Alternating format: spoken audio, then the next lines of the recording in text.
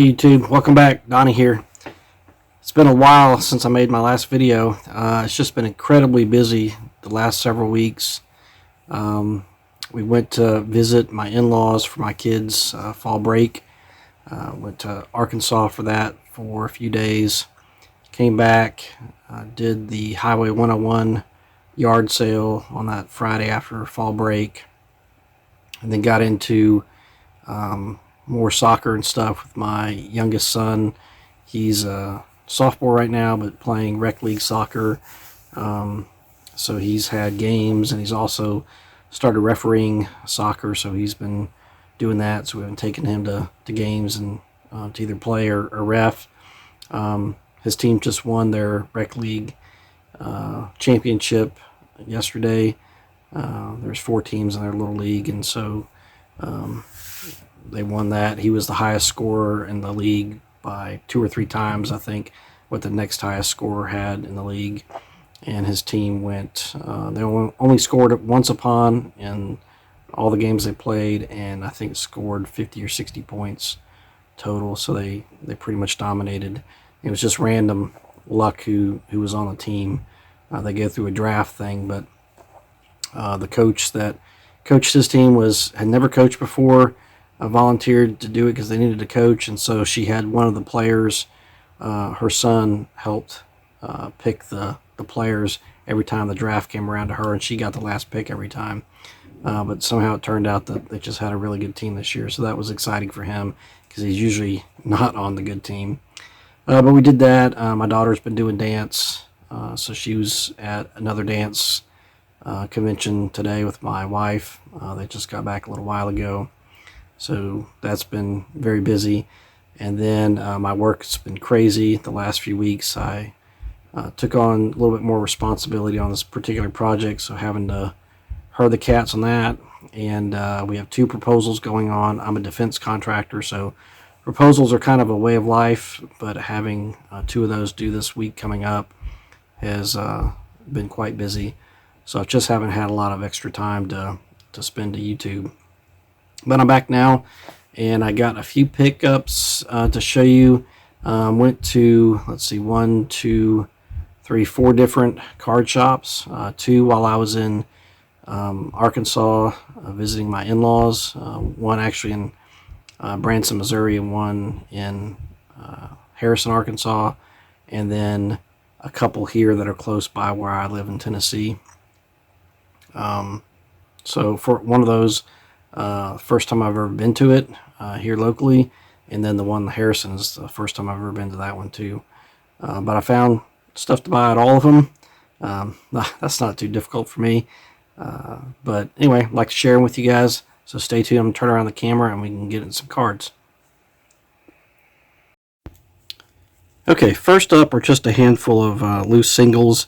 None of these are, anything super great. There's actually a few modern cards in here too, which is kind of unusual for me and this channel. But nevertheless, I want to share them with you guys. So with the World Series going on at the local card shop today, stopped by and was going through some of the dollar bins and picked out a couple of Mookie Betts cards. So I've got the International Trading Card Day card of Mookie Betts. And then the Diamond Kings card of him. So there were some Ohtani and some Judge cards there I had picked out originally, but I put those back for a card that I'm going to show you here in a little bit. Also picked up this Josh Gibson modern day card. As you know, Josh Gibson cards are pretty rare. There's not very many issues that he was in. So I figured I'd just put this in the binder for his page in my Hall of Fame binder. So that's that. Then I went back, also pretty much shoe-in for the Hall of Fame coming up here, Ichiro. So I picked up this Upper Deck MVP card. I think it's from 2005 maybe. And then also a Bowman Chrome of Ichiro. I think also from 2005. And then going back a little bit further, one of my favorite players growing up was Ozzie Smith. I like the Cardinals. That was one of the teams I rooted for. My first baseball game I ever went to. I went to go see the Cardinals play the Phillies up in St. Louis. I went to 2 games and a series up there, and saw Ozzie Smith, doing his backflips and stuff, coming out in the field and warming up. And it was just amazing to me as a kid watching him warm up, and just how fluidly the major leaguers would catch, and the ball would just, fluidly come out into their hand and toss it back to the other guy. So, of course, he was probably the greatest defensive shortstop ever. Certainly, I think his WAR reflects that for defensive WAR. Anyway, he's a great player. Have his autograph on a baseball as well. So that's that. That is a Bowman's Best, I think, from 1994. And then I also have picked up a 95 Fleer of his that I didn't have. And then here's a set that I had never seen before.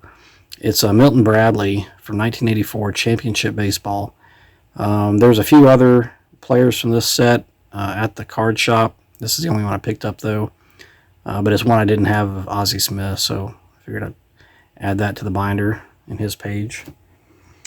And then Nolan Ryan. I didn't have this card. This is right around the time I was kind of slowing down buying new cards as I was getting into college in 1993. So I didn't have this one, picked it up for the Nolan Ryan run. And then growing up, Darryl Strawberry was my favorite player, but surprisingly, I didn't have this card. I have a mini version of it. Didn't have the full-size version. So I got that when he was with the Dodgers. And then these next 2 cards are from a set that I hadn't seen before. I don't know why, except they were probably, very much mass-produced. They were from 1987. Fleer Baseball's Hottest Stars. And so I got the Mike Schmidt, greatest third baseman ever, and then Pete Rose, who recently passed. And I've got a couple more Pete Rose cards here. I'll show you in a minute. Anyway, they had a whole stack of these in the showcase, but there were several in the dollar box too. So I went through and picked out these 2 to represent that set. So those are kind of the singles. Next we'll get into some of the bigger cards, so stay tuned. We'll get there right in a second. Okay, I'm back. So I've got, as the video title implies, I have some Pete Rose cards, some Hall of Fame rookie cards, and a couple of budget mantles to share with you guys. So first up, when we were visiting my in-laws, I went to 2 card shops there. One was in Branson, Missouri, and I'll show you what I picked up there in a minute. But the second one was in Harrison, Arkansas. And the guy used to own another store there in town, but that closed, and they've recently, probably within the last 7 months or so, opened up this new, it's like C&P Collectibles or something like that. But they actually had a surprisingly good selection of Golden Age vintage, so 40s, 50s, 60s, 70s cards. Most of them ungraded. They did have some slab cards, but most of them are ungraded. And they had stacks of, pretty much any Hall of Fame star player you could want. So I was going through those. I was kind of out of money at that point, and my family was waiting out in the car for me, so I didn't have a whole lot of time to look through. Next time I go there, I'm going to definitely spend some more time there and bring a little bit more cash. But this was the day after Pete Rose passed away. And so I thought, while I was there, I was looking through it, you know what? I had to get me a Pete Rose card. So I picked up the 1970 Pete Rose Sporting News All-Star. Didn't have this one, so it fills a hole in the Pete Rose run. Also fills a hole in my 1970 top set that I'm working on. But it's really, really sharp-looking card. A little off-center, but, other than that, it's a nice-looking card. So I paid, I think, $20 for this. So, I thought getting this card the day after Pete Rose died, probably remember that, and it'll stay in my collection, forever until I'm ready to part with all my cards. So that's the first one. 1970 Pete Rose All-Star. And then the second Pete Rose card I actually got at a card shop near my house. It's in Killen, Alabama. It's called Hilltop Collectibles or Sports Cards and Collectibles, something like that. It has both comic books as well as sports cards of all kinds and Funko Pops and other stuff. First time I've ever been in there. They have a ton of cards, ton of dollar box stuff, and there was actually quite a few I picked out from the dollar box originally I was going to get. But then I got looking at some of their other cards and found something else to get there, a couple other things to get there. But I did find this card in the dollar box, and it wasn't really a dollar box, it's more of a value box thing. So they had some slabs in there, they had, top-loaded cards and what have you. But this, when I saw it, again, Pete Rose having just passed away, and I don't know that I've ever seen this, and it's technically, I guess, not a card, but it's a great image of Pete Rose, so I was super excited to pick it up. So it's a 1983 Starliner Stickers Pete Rose. So, I mean, that's just a super image of Pete Rose. So SGC 5 graded. You can see in the back, it's just kind of a sticker back, so no stats or anything like that in the back. But it kind of reminds me of some of the, there's a couple of, oddball team set type releases back in the early 60s with Pete Rose, and this image reminds me of some of those, but this was from 1983. So I picked that up. I think it cost me $25, something like that, but I didn't really care. I didn't even check if the comps, if that was good deal, not good deal. I saw it and pretty much knew I had to have that one. So that one left with me that day from Hilltop Comics and Cards. Now, let's see, next up, I guess let's do the Hall of Fame rookie cards next. So I picked up 2 Hall of Fame rookie cards over the last month. The first one was, again, when I was visiting my in-laws. We were up in Branson, and there's 2 sports card stores that I know of in Branson, in addition to probably some booths at all the various antique shops up there. But there's one called Jocks and Socks. It had mostly modern stuff, so I didn't spend but probably 5 minutes in there. They didn't really have anything I was looking for. But the other one is On the Ball Sports cards, and it's down on Branson Landing, so the big outdoor mall area down by the river in Branson. And I've been there before, bought cards from there before. Branson's very much a tourist town, so the prices are probably a little bit higher than what you would normally pay, at your local card shop, but that's okay. I mean, I don't mind giving, shops like that business so that when I go and visit, I'll have cards to buy. So they have a couple display cases with mostly vintage baseball and football, mostly baseball. So I was looking through there, spent, a little bit of time in there looking around. Mostly it's ungraded, kind of mid-grade stuff. They do have some slabs, and I bought some slab stuff from them before. On very rare occasion, you'll find some pre-war T206s or stuff in there, but this time they didn't have any pre-war stuff. It was really, 40s and 50s were the earliest they had. I was going through and I found this rookie card that's been on my list for a while because it's pretty low-hanging fruit. It's not a high-dollar one. It's from a set I'm working on. And so I found this 1966 Topps Fergie Jenkins rookie card. So again, a little OC, a little diamond cut, looks like. Cost $55 for it. But, I figure 1960s Hall of Fame rookie card. One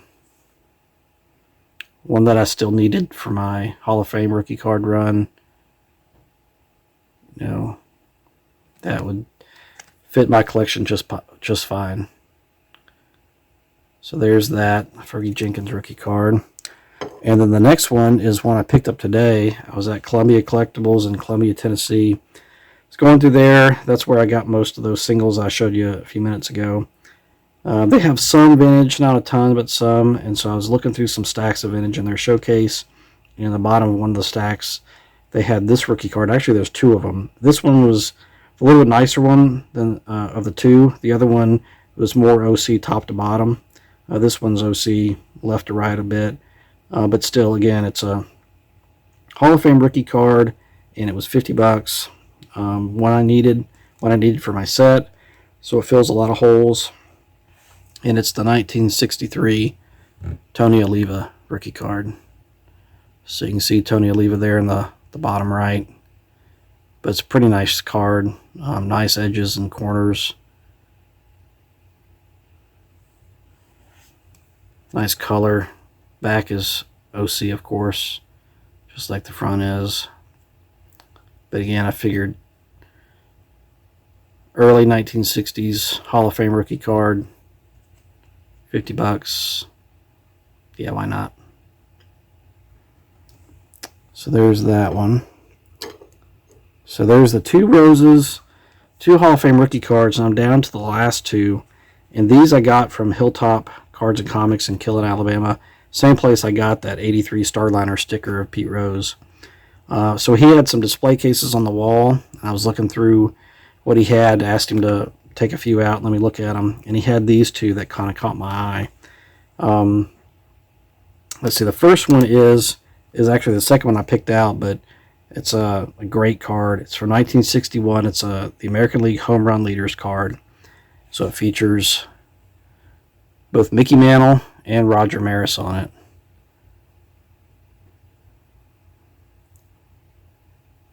So I think he had this listed as 35 bucks. I think I got it for like 30. So, you know, a Mantle and Maris card for 30 bucks. Early 60s. Yeah. Fills a hole in my Mantle run, fills a hole in my Roger Maris run, fills a hole in my 1961 top set. Fits a hole for League Leaders subset run that I've got going. Fits a hole for multiplayer card run that I've got going. I mean, just a lot of bang for the buck there for that one. And then the next one is another Mantle card. It's one I've had kind of on my radar for quite a while. But he had this up in the showcase too. And I think this one was listed for $40. I got it for $35. All told, the Pete Rose and the two Mantles were $90 total. But anyway, so this is from 1960 Topps. So it fits my set that I'm building there. I'm 91% of the way done with that set now. So as soon as I get done with my 65 Topps set, I'm going to work on finishing up the 1960 Topps set. So this is needed for that. It fills a hole in my Mickey Mantle run. It fills a hole in my dual player card subset run that I've got going, and it kind of fills a set or a hole in another possible Hall of Famer as well, and that's the Rival All-Stars Mantle and Boyer. So again, off center. I guess this is top to bottom, but it's really side to side, I guess. But still a really nice card. I mean, great color, nice looking card.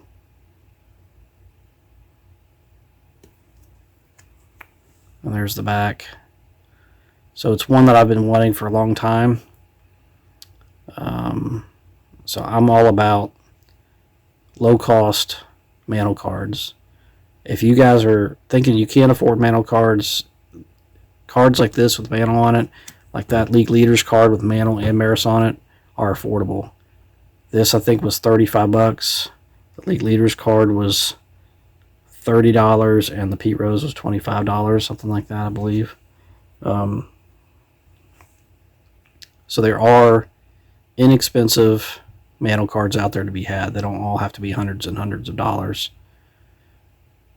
And your Mantle run really isn't complete until you have all the dual player cards he's on, all the League Leaders cards he's on, team cards, checklist cards. If you're doing a Mantle run, you gotta have all those. So you can start picking up some of those more inexpensive ones and get a lot of bang for your buck. So I'm really happy I picked up that one. So that's it for today, guys. Thanks for watching. Leave comments, for your favorite card of those that I picked up. Let me know what you think about the more inexpensive Mantle cards, as well as Hall of Fame rookie cards like the Tony Oliva and Fergie Jenkins rookie card. But anyway, thanks for watching, and I'll talk to you later.